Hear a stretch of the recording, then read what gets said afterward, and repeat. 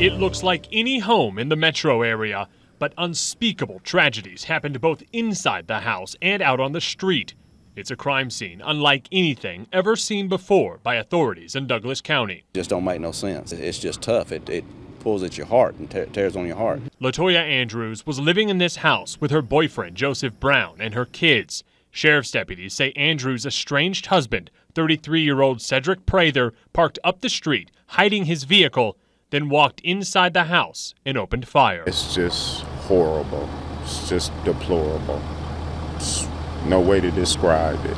Neighbors, still too shaken to speak on camera, tell us Prather shot and killed Andrews and Brown inside the house. We're also told he shot one of his own kids.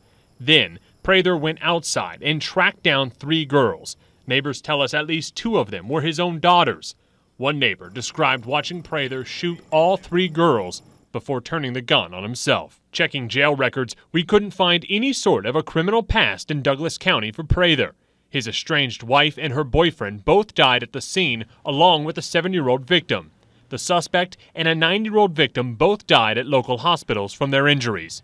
A 15-year-old and an 8-year-old are both still in the hospital in what police call critical but stable condition. Well, we are learning more about the victims tonight. Our Duffy Dixon continues our coverage live in the neighborhood with reaction from family members and neighbors. Just astonishing in the rage and brutality, Duffy.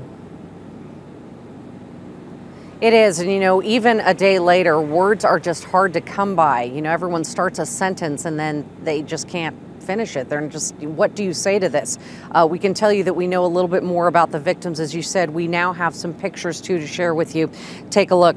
33-year-old Latoya Andrews was killed, as mentioned, along with her 7-year-old daughter, London, and her 9-year-old son, Jeremiah.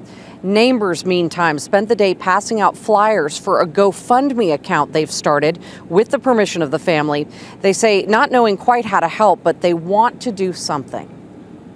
We figured we'd raise enough money to cover any burial expenses and for a cushion for when the babies come home, because there are two survivors fighting for their lives, and they're going to need something when they come home. Now, family members also say when we asked, was there any sort of warning about this? In fact, there was a restraining order against Cedric Prather, and it expired recently.